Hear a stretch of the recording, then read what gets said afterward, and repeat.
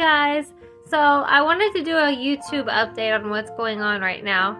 I am in a committed relationship right now with a partner that I used to have, and we're trying things again. And I remember him whole-souled and wholeheartedly. And I just wanted to say that when I love somebody for a lifetime. And when I do that, I basically have to do it in increments because I've tried to legally settle down and stuff.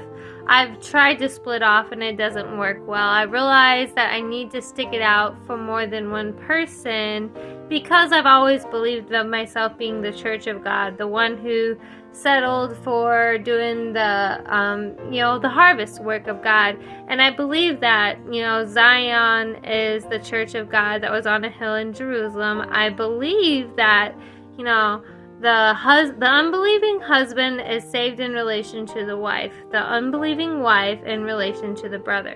This is how God caused reconciliation on the earth for us so that we would have the chance to have life. Otherwise, Satan's attacks are pretty bold against us and we don't win anything good, right? So, my problem is because I've done the harvest work, I can't seem to ever get down to just one person, which makes me feel like I'm more of a Mormon than a Christian. Well, I have the Christian background, but I'm completely omnistic. I believe in all universal truths. So I believe that more than one religion has truths in it, and that's right. And I believe that there's certain things that are correct and certain things that aren't. And I realize when you're Christian that you settle down and you have just one husband. But I realize because I did the harvest work, that's not probably going to end up that way. And I'm just being God honest about it. So when I love somebody, what I was trying to say with the committed relationship, I'm committed right now. And I hope I am for the rest of my life to all the ones that want to be my husbands, that I accept and treat me good and don't give me a problem like that. And I feel it's like our hierarchy of provisions and providing and family planning. I think this will work for us. I'm for it and I don't want to go against it. But I tell you what, when I'm committed to someone, I'm committed and I'm loyal and we're tight, And so I just wanted to tell my lovers that I haven't forgotten you just yet, And I think I'll always love you. And it's up to you if you stick around for me. And if you do, I'll keep you and I'll make time for you, okay? As far as it goes, the one I'm committed to right now, I don't even want to grow apart from him. I don't want to leave him. I don't want to lose him for a second. That's how important he is to me because he's literally my twin flame.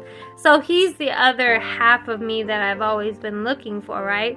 So he would have been the correct one to marry that I do want to legally marry one day, but I don't think I'll get to. And I'm just being God honest about it because I've done the harvest work and stuff. I've had this whole hill of beans of people that don't let me go, And as much as I did do it, it'd be so heart-wrenching and heartbreaking for me. I'm not sure I could.